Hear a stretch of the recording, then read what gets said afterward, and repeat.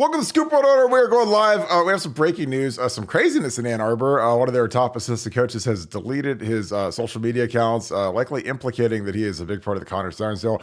There's no reason you would do that unless you were in hot water and you had some stuff to hide, because again, those recruiting accounts for Twitter, Instagram, Facebook, whatever, are the lifeblood of recruiting outside of texting kids, but finding kids, getting to know kids, whatever. So to delete that at the kind of a strange time, a month out of signing day, it does not bode well for Steve Clinkscale. So we're going to get into all of that. As always, we appreciate you guys. Thank you guys for being a part of this show. We are launching a new subscription program. You guys can help us out. You'll be a Buckeye Scoop Ultra member, so check that out. That is launched today. But as always, if you could leave us a like, click subscribe. Also, click the little alert bell. Again, we appreciate you guys. Shout out where you guys are watching from, and what's next? We got the Harbaugh stuff coming tomorrow. These coaches, I think, are starting to see that the walls are closing in. I got to get right to Nevada. Nevada, what in the world is going on? I mean, this guy literally, his profile that has been active for, these coaches, when they're in recruiting, like right now, not only talking to kids that are 24 commits, making sure they're locked in to sign in a month, but they're also talking to guys that are 2025 commits that are juniors, 26s that are sophomores, even freshmen at this point. They're trying to get to know these kids, learn about them. So the Twitter is like a lifeblood. And here, Steve Clinkscale just deletes his out of the blue today. Extremely strange. What were your thoughts on it when you saw that? Well, look, we've been talking about how the Big Ten has not been, people felt, or should I just say people, some people felt that the punishment handed down to Harbaugh was, too lenient. It was kind of the end of the road, and they were very disappointed. And I said to him, look, the Big Ten's not done with this. This is an ongoing investigation. They are trying to kind of connect the dots between Conor Stallions and his madness and anybody else there on the staff that they can directly, connect it to.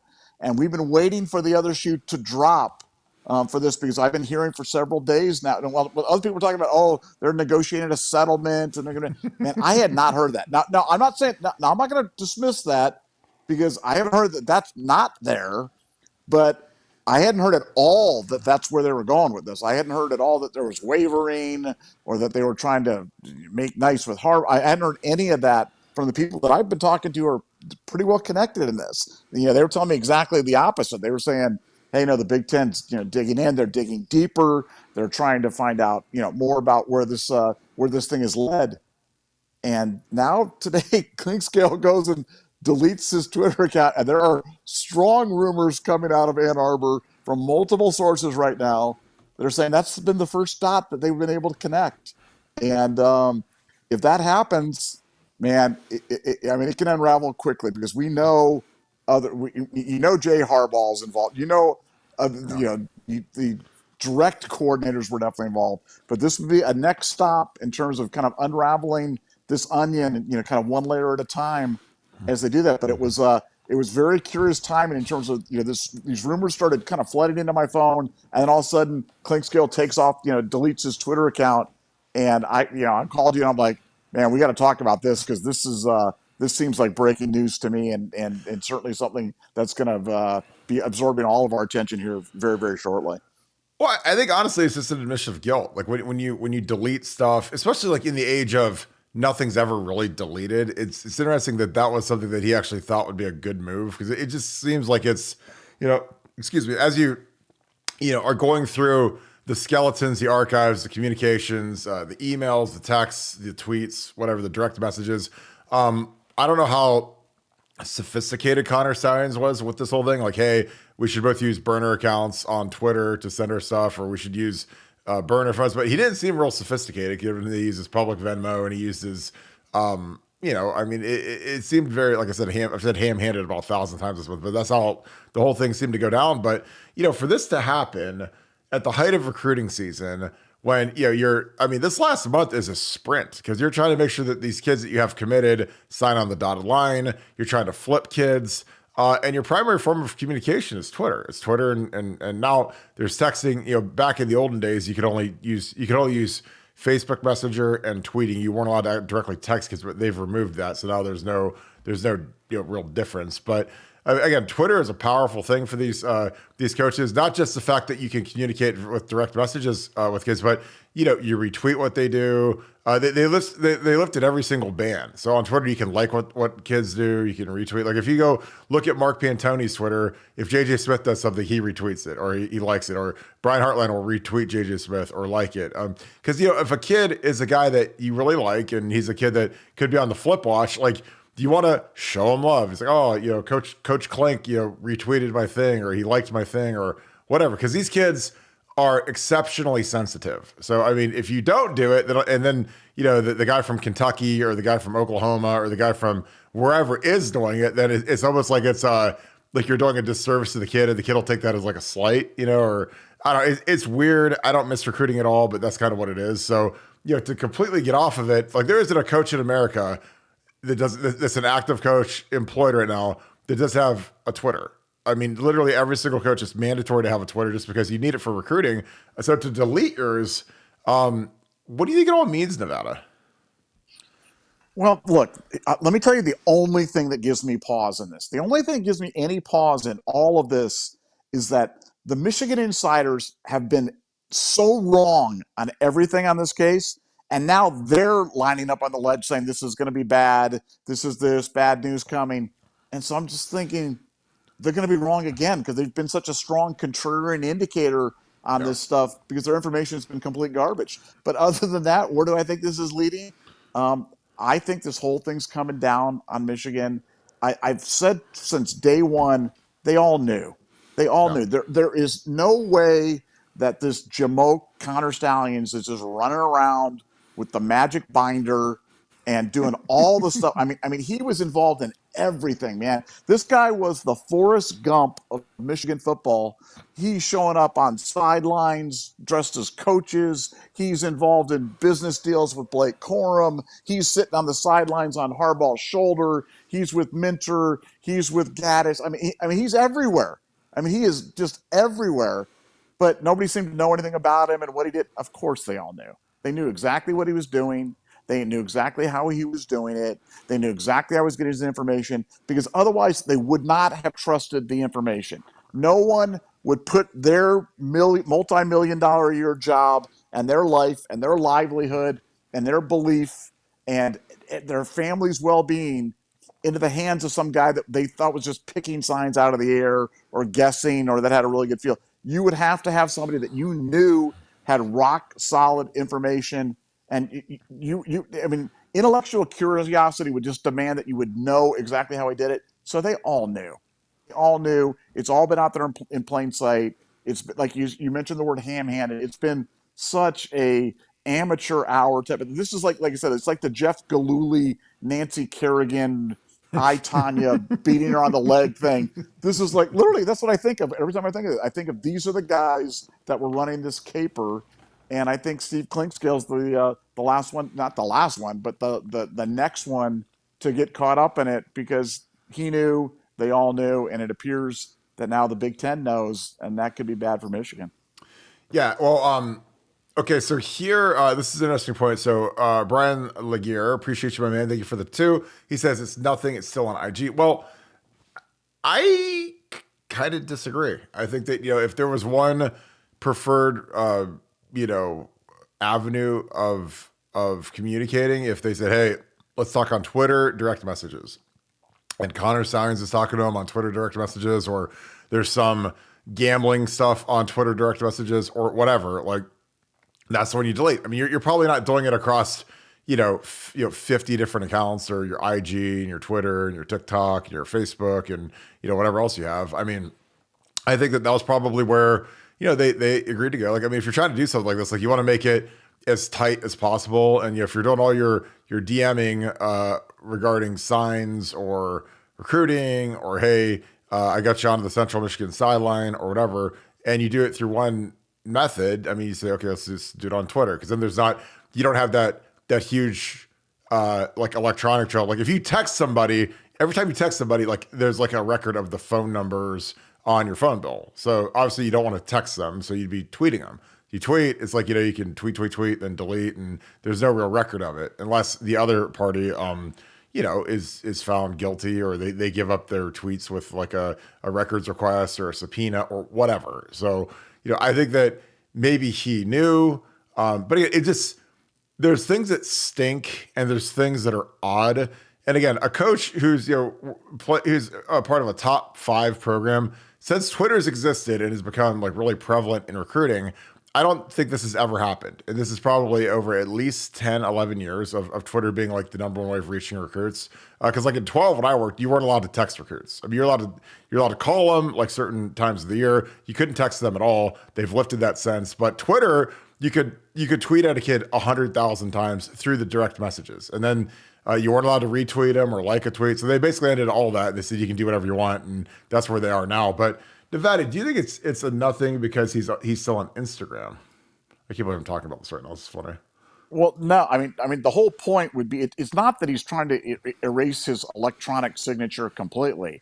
It's that he's trying to erase something, on a specific medium that has stuff that he didn't feel was favorable or advantageous or helpful to him in his professional career. And that's where I think that this thing's going. Like I said, I just find the timing on all of this really, really curious. Yeah, I can't remember. I'm trying to think back. I'm trying to think back of a coach deleting his Twitter account at this time of year. I mean, I can't recall one. I mean, and again, I monitor that stuff, fairly carefully because you just want to know what's kind of going on out there in the world. This is highly unusual. Well, we've got some great news, Nevada. We have our first Scoop Ultra member, Casey. Appreciate you, brother. We're going to do a private chat at some point. We got to determine it still. We're still new to this, but we appreciate you, my man. Thank you for the support. Joining Scoop Ultra. We're going to have a private chat. I think it's going to be a blast. I think you guys are going to love it. All right, got a super chat from Lord Vader Kush. Again, that is one of the great names in the history of YouTube, because who doesn't like Lord Vader? And if you partake, who doesn't like the Kush? I know this is off topic, but have you heard a lot about the Georgia game and maybe some, quote, cheating going on? If you know anything, could you elaborate? So last year, I mean, if you go back to December, we got a tip that there was a camera in a suite in the Mercedes-Benz Superdome pointed at the Ohio State sideline during Ohio State's practice. So, it was found by Ohio State. They claimed it was something for like marketing, or it was something that was completely unrelated to Georgia. But I'm like, come on. I mean, they got a tripod with the thing pointed right at their sideline, right where they're signaling in plays. Because again, you have to understand, when you go to a bowl site, like if you play in the Sugar Bowl, generally speaking, like Ohio State will practice at the Mercedes-Benz Dome from, 10 to noon or whatever. And then either you're gonna get a workout in, the other team will come in at like from noon to 2, or they'll work out, maybe Georgia Tech or some other close campus. Like when we played in the Fiesta Bowl, we worked out at Pinnacle High School, and then Notre Dame or whoever we were playing against, they worked out at a rival high school because they had really nice fields. So Ohio State, again, I've lived in the world of skepticism. Like when we played Louisiana State University in the national championship in 2007, we practiced at Tulane on an outdoor field that was surrounded by like high-rise apartments. And I was like, if somebody really wanted to tape our practice, like it would be probably the easiest thing in the universe, because there's a bunch of tall buildings, dark windows, get the tripod, point it at the field. It would be super simple. So after like a day of that, Trust moved us to the Saints facility where it was a little bit more secure. We knew the coaching staff, our staff knew the staff really well. So we felt a lot easier about practicing. But, if you're Georgia and it's the Chick-fil-A Peach Bowl and everything about Atlanta is about the SEC and Georgia being dominant, I mean, there's always a chance some wackadoo could go in there and film practice, so guys like CJ Barnett, who's director of security for Ohio State, and they send a sweep where these guys literally go suite to suite, because there's 100 luxury suites in that stadium, and they found it. So it was sketchy again, and I don't know if I buy their argument. Oh, is this some marketing tool? It's like, I mean, why would you have it? It was an unmanned tripod pointed right at the sideline. So again, like in the world of college football, where winning and losing literally costs, it costs universities tens, if not hundreds of millions of dollars. If you win the national championship in your Ohio State, you've literally just won hundreds of millions of dollars in money, goodwill, fundraising. It's high stakes poker. So yeah, I mean, if there was some stuff going on, wouldn't surprise me in the slightest. What about you, Nevada? Yeah, no, I remember when we broke that. So we broke that story, and we kind of got like mocked, like the other people going, "Oh yeah, sure, there was a camera," and it's like, and we're like, "No, it actually happened, man. I'm telling you, it Oh, actually happened." And then it came out, "Oh yeah, there was a camera, but it was they were only using it to film for a promo for the Chick-fil-A Peach Bowl or come whatever." on, come And like it's like, come on. Where's the camera yeah, guy at? Where's the company that's I mean, it was an unmanned tripod, so it's like, come on, you know. yeah. But No, the whole thing was weird. And we've talked about this before, but down in the SEC, this type of stuff is typical. And look, but still, even that filming the thing is not as bad as what the Conor Stallion. I mean, you got to really unwind the Conor Stallion thing. The Conor Stallion thing, they reference this in the Big Ten letter, but he had the spreadsheet that had every game where they were going to see teams 7, 8, 9, 10 times a year, and who was going and how much money for them to go and where the tapes went after that. And I mean, man, that is just so much more than some hillbilly sitting above the Tulane practice field with a camera filming down on you guys. I mean, like, this no, is organized, systemic cheating. And I think the penalties have reflected as much, and the unprecedented nature. I mean, you go back to the history of when this whole thing broke. This whole thing broke, I believe it was October 17th or October 18th, or I mean, it's been right about a month. I know it seems like it's been 100 years. It's been a month since this story broke, and you've already got Harbaugh suspended, NCAA coming out with "we know and can prove," expedited investigation, potential other assistant coaches going down. I mean, we've had an awful lot happen in 30 days, and I think people have to appreciate how unprecedented everything about this is. yeah, and I think it's important to note that this thing isn't done. I mean, they're just getting into like the shadow realm of all this stuff. Where okay, who knew? What did they know? How did they facilitate it? Who paid for it? And there's all these questions that obviously have answers. They obviously are, they need answered. And until the investigation is totally done, like, I mean, I don't know. And I might be wacky, I might be crazy, but I can't imagine any of these coaches surviving this when this is all said and done, because it's so obvious. They all knew what was going on. Again, when you're a $55,000 a year employee, you're like, that basically means like you're there to go like get the bagels and make copies and like whatever. Like you're not, when these guys are making $1 million, $2 million, $800,000, like they're not like listening to you for input on stuff unless you're cheating and you have the exact answers that they need, and you prove it, and you can say, well, this is my system, this is how I know. Because that's the funny thing is like, yeah, they can act like there's all this plausible deniability where, oh, well, Jim Harbaugh had no idea and he just thought that he was getting it from the TV copy. And I'm like, dude, like Jim Harbaugh's been around football for like 50 years. He's been a player for like 15, coach for like 20 or whatever it is. And it's like, you can't get like that good at picking signals from like a TV copy. You can't get that good at it from just watching it up in the stands. Like when I picked in game, it was like, I was good at it, but it wasn't like to the level that this guy was. And again, you have to be ice cold, fast as can be, because again, you're checking in real time. This isn't like you get to hit pause like you're playing Madden. Like, I mean, you're activating versus 3 other dummy signalers across the sideline. You have to nail it. And again, this guy got so good at it that he I'm sure he rehearsed it, he practiced it. So when game day came, he'd already seen it all. And plus, I mean, when these guys watch tape incessantly and he watches 8 games of Ohio State signalers, eventually he picks up on nuances and picks up on mannerisms, and he gets excellent at it to the point where it's a huge ad. Got a super chat on here. David Greenshield, appreciate you, my man. Thank you for the deuce. Do you think we will hear from the Stallion? I don't think so. I think that he's not going to cooperate. I think he's basically going to punt his career as a football coach. Be interesting. I mean, Nevada, I think this guy's just going to, fall on the grenade as best he can. But I just think that the grenade's too big for his little body and is just going to blow up the program. But what are your thoughts on that?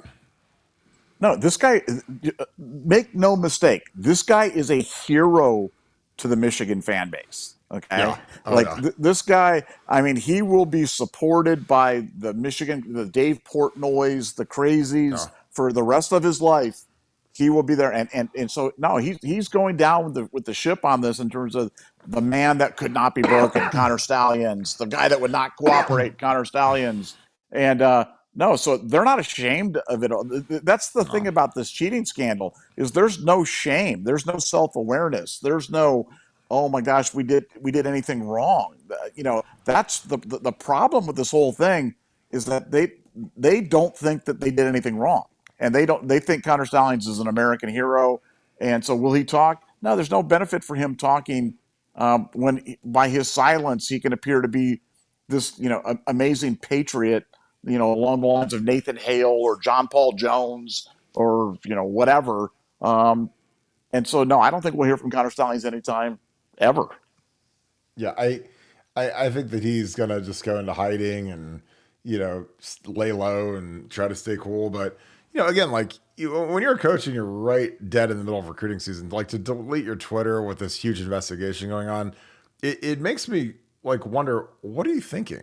Like people are gonna realize that you're gone. Like again, it seems like an admission of guilt. And like the crazy thing is like they can still pull all that stuff back up. They can find all that stuff. Like whatever you delete. I mean, I think if you just sort of just left it there and not, maybe they gloss over it. But when you delete it, like this, it's like holding up a torch and saying, "Oh, over here in the dark, this is where we need to look at." Because the guy basically torched himself. Nevada, we got the hearing tomorrow with Harbaugh. Like again, I don't know what's going to come of it. I don't really care. We've talked at length about wanting Harbaugh on the sideline. Do you think anything happens? Do you think anybody else is suspended? Again, I really don't care at this point because I think we have a better football team than they do. But what are your thoughts on that? Yeah, no, I think. Look, I love the fact that Harbaugh wants to go to this thing, wants to be heard. I mean, talk about a distraction. I mean, you're trying to prepare for Maryland. You're trying to prepare for a game against Ohio State in 9 days or whatever it is, and you're talking about appearing at a courthouse and talking about what Lord knows what. But if you believe in the theory of any distraction to a football team or a sports team is bad, well, this is the definition of a distraction. All these No. things are These are grand distractions for a team, and I don't see any way that it's a net positive for them. But now predicting what's going to happen, man, I don't know. We try to deal in facts here. You see all these other sites, and they're like talking about treason charges and Michigan leaving the Big Ten, and while that stuff's sensational and stuff, we don't want to talk about that stuff because it's nonsense. It's silly and it's nonsensical and stuff. We try to deal in facts as we know them. Obviously, the information changed, but I'm telling you, if I was putting out information like these other sites were putting out and getting it wrong, I just would stop doing it because I'm embarrassed for them at this point. In terms of how many times have we heard, oh, there's going to sign the extension, and he's got the TRO, and now the Big Ten's waffling, and they're wavering, and they're in a corner, and now they're not in a corner, now they're out of the corner. It's just like, look, we don't know. I'm not going to sit here. Maybe Kirk knows. I don't know how the TRO is going to turn out because I have no idea what's going to happen with a local Ann Arbor judge. I sincerely don't care. I don't care whether Harbaugh's there, whether Harbaugh's not there. We're going to beat those guys. We're going to beat them. We're better than Michigan. We're better than Michigan. We're better than Michigan at key spots. And I don't think that McCarthy's legs are enough to beat us. It's a factor. It's a thing. But I don't think it's enough to beat us. And I think that we're going to go up there and win. And I'm going to be betting real money on my beliefs. So I'm going to put my money where my mouth is. So that's how confident I am. Well, I'm with you. I think that we've got we're starting to peak. I think guys are still dinged, but guys are for this time of the year. You got to understand in football, everybody feels like trash, like hot garbage, body hurt, knees hurt, ankles, shoulders. Like this time of the year, it's just like please survive and make it to the game. We've had some guys that have missed time, and again, I would hold guys. The hard part about this week is like it is senior day, so guys like Cade Stover, they're going to want to play one last game, get one last start in the shoe before they never play in the shoe again. But I would try to limit guys that are trying to get that in. You get up by 3 scores against Minnesota, just pull the squad out. But I just I feel like this team is a team of destiny. We've been saying it for 6 weeks now. We're the only people that said that this team could win a national championship. Everybody thought we were crazy. Everyone was worried about the second team offensive line because, frankly, people are stupid. And of course, we haven't seen the second team offensive line other than about 30 plays all year. So no meaningful snaps, no competitive snaps. So again, the line is improving. They're tinkering, like Matt Jones. Again, I think that they're tinkering to put Matt Jones at center, potentially have a stronger guy at the middle versus the two really good defensive tackles at Michigan. But again, I would just run on the edges. I wouldn't run at those guys. I'd run right on the edges and make those guys chase me, because I think that's where our sweet spot is getting that edge. Because we get on that edge, man, we got some fast dudes that can carry the ball, like Trey, Emeka, Xavier. We do the orbit motion stuff, get guys out on the edge. Like, that's my favorite kind of running, because you're not running into the teeth of the defense, and I think that's their strength, is they're two inside down guys.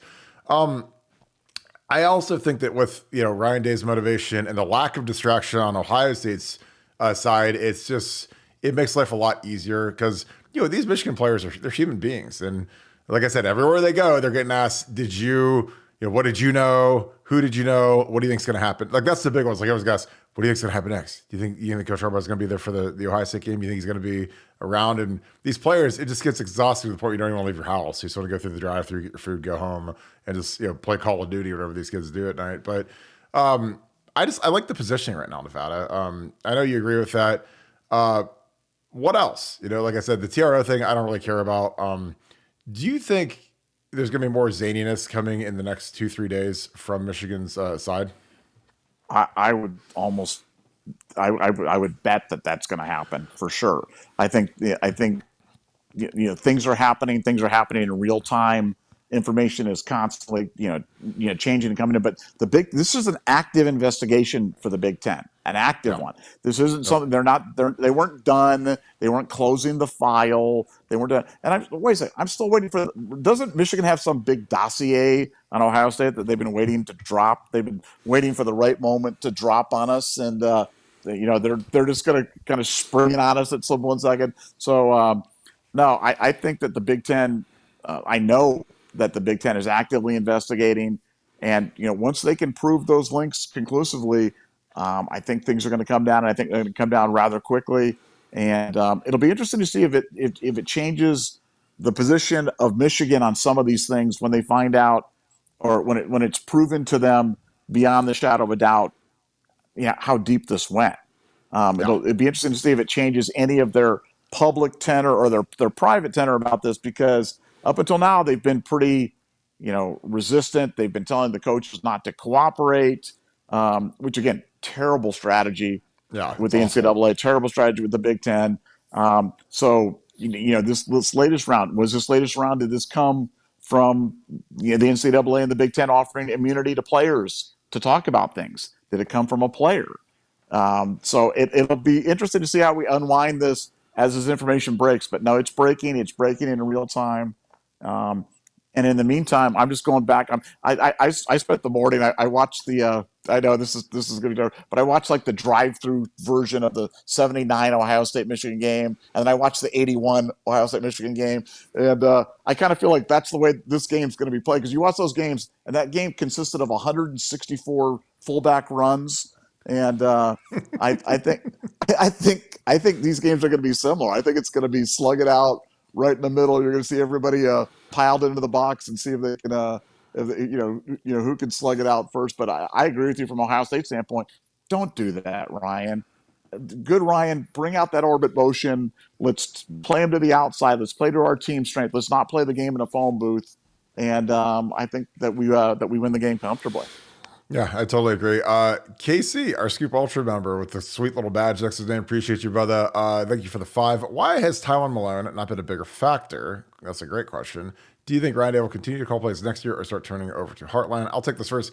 I don't think Tywone was ready to go. I mean, frankly, he's in great shape, looks the part, but I don't think his motor runs hot enough, and I don't think he's big enough yet. So I think he's got to keep improving. And again, it's gonna be open auditions next year, because I don't think we're gonna have Tyleek or my callback next year. I think they're both gonna go pro. So we're gonna need Tywone to step up and be a dude, be a factor. And he's a guy that I wish we would have gotten more out of this year. But Larry Johnson's forgotten more about defensive line, especially defensive tackle. play than I'll ever know. So you got to trust his judgment on the rotation. And sometimes these rotations get a little short. Again, I think that when you're playing some of the patsies like Minnesota, get those young guys in, get a guy like Taiwan in real snaps and competitive snaps, not just when we're up by 60 at the end of the game, just to see what he can do. Because again, Mike's beat up pretty bad. Ty Leak has been fantastic. He's probably the best player on the defense this year. But those guys wear down. It's a long season. Absorbing double teams nonstop as a defensive tackle is about as miserable of a life as there is. But that's just part of the job description when you do that. Do I think Ryan Day will continue to call plays next year or start turning over to Hartline? I don't think Ryan Day's ever going to go being the play caller. I mean, he might talk a big game and say, yeah, Brian's going to grow into that role, but Brian's never called a play before, and Ryan Day's entire livelihood depends upon our offense being great. If our offense is great, our defense is okay, we're going to win like 99% of the games. And Ryan's been, he's run a top 10 offense basically since he's got here, maybe top 5. So I don't think he's ever going to give it up. But what are your thoughts on that, Nevada?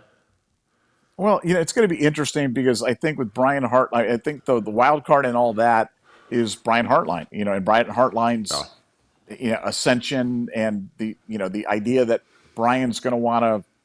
They've talked about him being interested in other bigger jobs. We all know that for him to get that, for him not to have actually called an offense, I think it makes it really, really difficult. And so I think it's really going to be Brian Hartline dependent, because if you lose Brian Hartline, you lose a lot of your edge in terms of wide receiver recruiting, and that becomes a something. So that's going to be. I tend to agree with what your position is, but I think Hartline has been recruiting at such a high level that, man, he's going to have some say in this. And normally, I wouldn't give any type of credence to that to a position coach, but he's not just a position coach. I mean, he is your ace wide receiver coach, really providing the key differentiator on offense for Ohio State. And so you got to give him some consideration. Yeah, and to me, with JJ Smith, if Brian Hartline went to Texas A&M, was their offensive coordinator, they paid him $4 million a year or whatever, JJ's gone instantly. So Brian, he carries a lot of weight just because of the type of guys he's brought in and how much they revere him. So it's when you hear all the smoke, Florida State has offered JJ Smith absolutely stupid money to go there, money where I'd almost make my kid go there. But he loves Brian Hartline. He loves the development. He sees the path to the league, 3 and out. It's testimony at this point. It's not theory with Brian Hartline. Is if you come here and you put in the work I tell you to put in, even if you don't start as a freshman, by the time you're a third-year guy, you're going to be a top 10 pick. I mean, he's done it with Olave, Wilson, Marvin, JSN. I mean, Emeka. I mean, it's just unbelievable how prolific he's been at it. So, I mean, do you want to risk going to Florida State and Mike Norvell gets fired in 2 years and you're kind of in twisted in the winds versus where you come here? I mean, Brian. He always says he doesn't want to go anywhere, but when he gets offered a huge head coaching job, which he will as a coordinator at Ohio State, I mean, it's one thing to make $2 million a year, it's another thing to make $15 million a year, and doing that for a 7-year term, or getting that crazy Tom Herman deal from Texas where Tom's making $12 million a year for the next 5 years to be the head coach at Florida Atlantic. I mean, you never fault these guys when they get offered that lottery ticket and they take it. Old Ben, appreciate you, my man. Thank you for the 5. Colonel Tate is like half Marv, half Olave. That is a great comparison. That kid will have a freshman moment in the game, just like Olave. Calling it now, quote unquote, as Nevada would say. Your thoughts on that, Nevada? Yeah, I mean, man, Cardinal Tate's really good. That's a great comparison too. It's a great comparison. He's got that really size. Is. He's got the speed. He's got the work. I mean, it's funny now because we've all watched these receivers now where we can kind of put them in a box. I mean, you kind of know when these guys are flashing early like that he's just going to be a big timer. And I could see it. I mean, Olave, was a guy that we were really high on the West Coast, and when he had committed, that was one that I was really excited about when a lot of people hadn't known about him. But he'd kind of toiled in anonymity until that Michigan game, and then boy, after that game, he was a household. What do you have? 2 touchdown catches and a block punt, or I mean, he did something ridiculous that day. But yeah, could Carnell Tate do that? Absolutely, he could. And when you've got Marvin Harrison who's commanding as much attention and Trey Henderson who's commanding as much attention, could Carnell Tate feast? No doubt in my mind. Yeah, I agree. I said Carnell's he has no ceiling. I mean, he's one of the greatest kids ever. He suffered an unspeakable tragedy this year when his mother was murdered in Chicago. Obviously, that was devastating, and the kid's carrying on. But dude, there's a kid that I root for harder than that kid just because of what he's been through. Met him a lot, know him pretty well. South Florida Express kid, one of the nicest kids in the universe. Thankful Brandon Innes was here. Brandon Innes went to the funeral, when she was murdered. I mean, it was terrible, and the kid has still been dominant. I mean, honestly, I mean, I know like Brian loves his seniority and he loves playing guys like Julian Fleming, but I just don't think, I don't know what Julian outside of blocking can do that Carnell isn't better at. I think Carnell's a smoother guy. I think that he hasn't had as many reps as he probably should have had this year.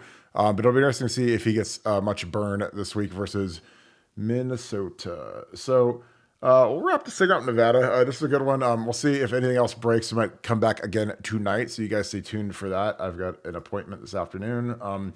But your thoughts? The Michigan thing, again, it's like every day something happens, and I'm like, yeah, this thing's not done. Like there's like they're lifting up the rocks right now and looking underneath of them, and I think that this is far, far, far from over. And like I said, I think everyone's going to be gone by the time this is done. But what are your thoughts? Yeah, I know stuff's happening. So it's not theory with me. I know stuff's happening. I know it's happening in real time. Stay tuned. This is one of those days when you want to keep clicking because stuff's going to be breaking. And as it does, like I said, we may swing back here tonight to talk about it as more information allows. But it's happening, and it's happening now.